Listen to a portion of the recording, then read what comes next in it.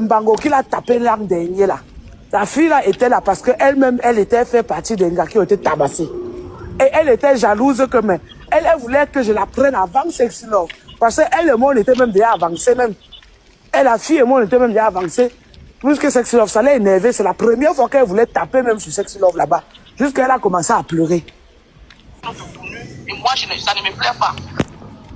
Ça ne me plaît pas. On va aller dans tous les tournois ici. Parce qu'on veut la vérité. Voilà, mais quand vous voulez la vérité, vous ne laissez pas. Une autre personne ne doit pas monopoliser la parole. Oui, qui alors, c'est toi qui dis qu'on t'a tapé Vicky dans les toilettes et on ne laisse pas. J'ai dit à Sexy Love, même c'était Virus, je n'étais pas là quand je parlais de ça. J'ai dit à Sexy Love que pour Vicky, quand on tape même Vicky, pour que Vicky comprenne quelque chose, il faut qu'on pointe Vicky où il n'y a pas de caméra. Non, en fait, j'avais dit. Oui, on lui tape bien. C'est comme ça que Vicky. Tu as suivi, bisous. Que elle et qui ont fait le plan de coincer Vicky là où il n'y a pas les caméras, elle a tapé bien.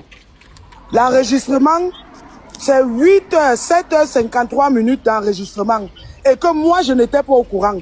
Et quand elles arrivent, elles partent chercher la bagarre, on commence à la taper. Celle qui est en train de confesser là, ça c'est un appel en privé. Hein.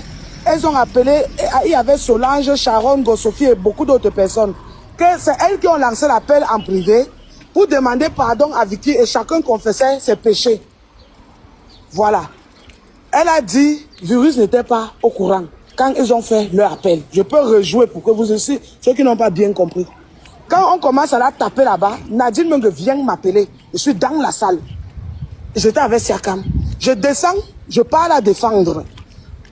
Je vais t'envoyer tout ça. Tu vas prendre ton temps. Tu es sur ton panel, tu joues, tout le monde écoute.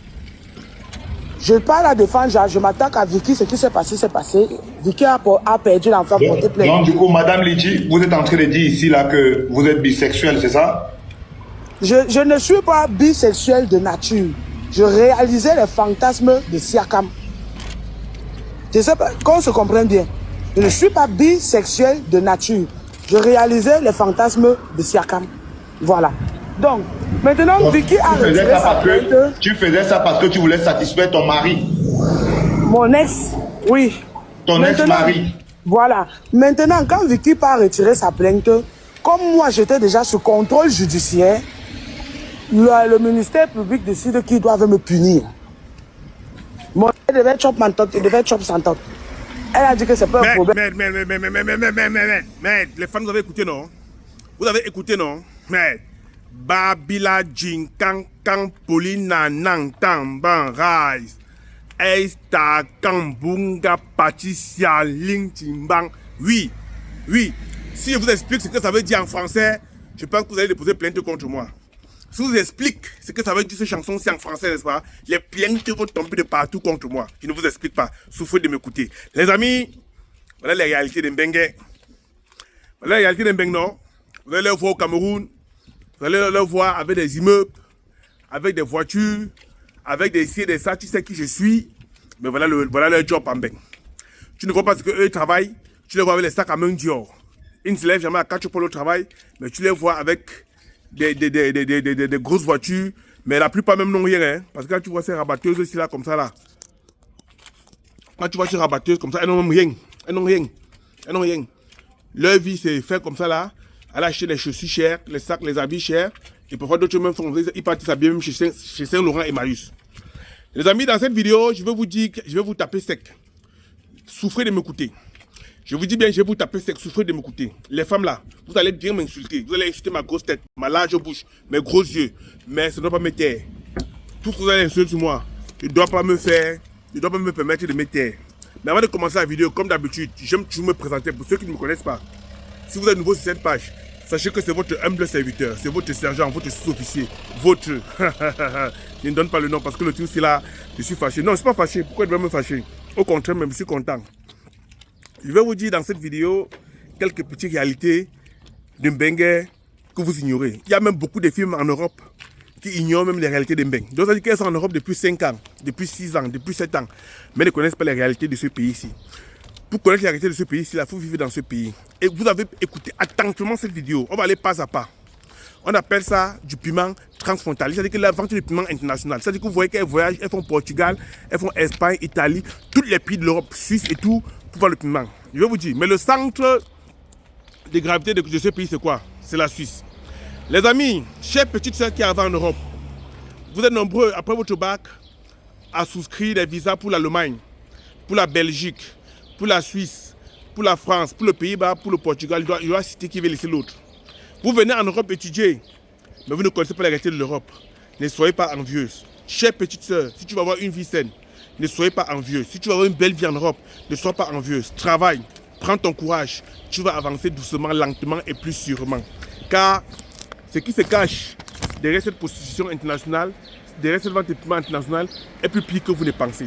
Voilà des Camerounais, voilà des filles que papa a envoyées en Europe. D'autres ont même Beaux-Arts. Elles ont gravé le froid, les montagnes, les collines, la souffrance, la misère, la galère à la recherche de l'Eldorado, à la recherche de l'or. Mais regardez leur vie. C'est-à-dire, comment est-ce qu'on entre, comment est-ce qu'on devient, comment est-ce qu'on a lancé de groupes de bordellerie. Tu as toujours une copine qui a tous les sacs Louis Vuitton. Tu as une copine qui est toujours bien habillée. Même à l'université, tu as une copine qui est toujours très bien, qui est chic.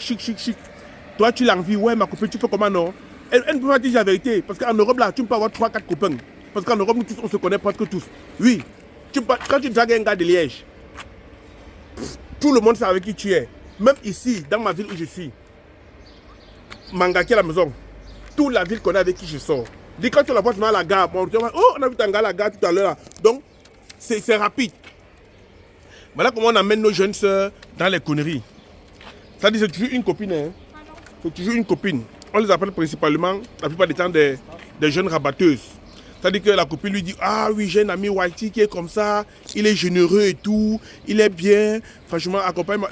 La petite a tête de mouton, nous on a tête de loup. Dit que, ah maman, amène-moi aussi là-bas, non?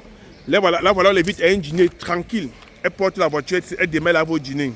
Petit rendez-vous dîner, sans rien faire. Hein. Eux, ils mangent seulement comme ça, peut-être une salade dans une terrasse et tout. À battant, on lui glisse un billet, on lui donne 1000 euros. 1000 euros. 1000. Ça veut dire que, hey, je me lève chaque 4 heures et pas à l'usine, je tape mes 2 heures à l'usine et je me retrouve avec 800 euros par mois. Je tape les 20 heures, 30 heures, j'ai 800, j'ai 600 euros, 700 euros par mois. Un seul rendez-vous me donne 1000 euros. On appelle ça appel de balles. Deuxième rendez-vous, oh, c'est entre les PDG. Mon ami là que tu vois là, il est cadre d'une entreprise. Ils ont une petite réunion ce soir entre eux et les PDG. C'est comme ça que tu arrives entre les PDG, non, tu t'assois, non, tu ne sais pas dans quelle boîte tu es. On met le caviar, on met les nourritures, tu t'assois, tu manges. On met à boire, tu bois. Tu bois jusqu'à ta caisse de l'air. Il n'y a pas eux commencent sur leur way. Ta copine dit que ouais, Marco, pardon, viens, on y va. Tu as peur de quoi?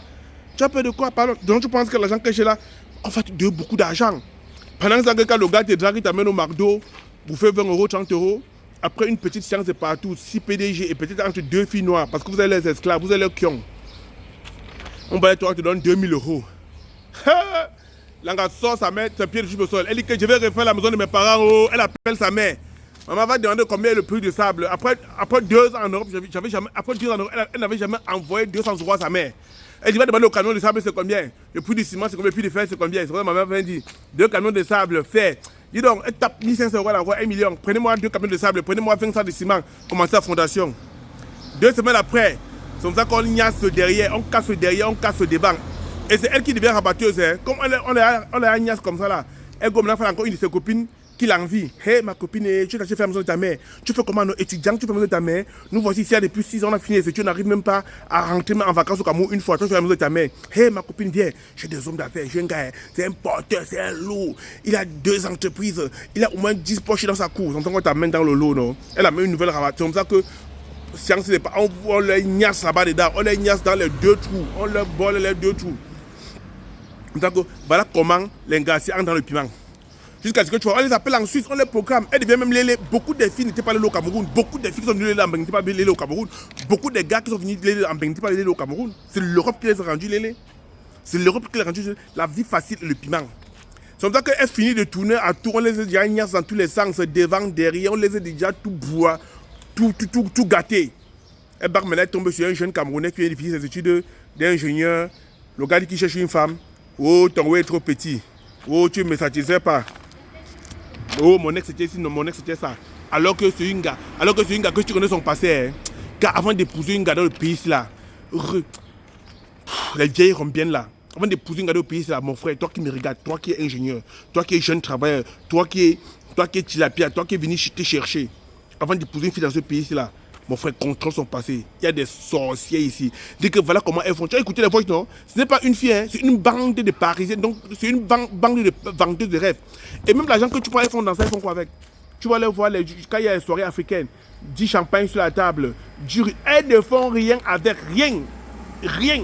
Ceux qui ont trop tué, on t'appelle un chantier de R+2 non fini au Cameroun. Ils veulent laisser ça en bourse comme ça pendant. Elles ne font rien avec. Il n'y a pas de vendeuses de piment. En dehors des fleurs de l'île, des anciennes vendeuses là, qui va te dire que voilà le chemin au Cameroun. Alors qu'en Europe, elle fait le. Et les hommes aussi. Mon frère, 250 € pour le piment. Heureusement que tu as besoin. C'est les femmes. C'est les femmes. Parce qu'un gars qui se lève tout le matin pour travailler comme moi là, je te donne 250 € que tu es encore vieille.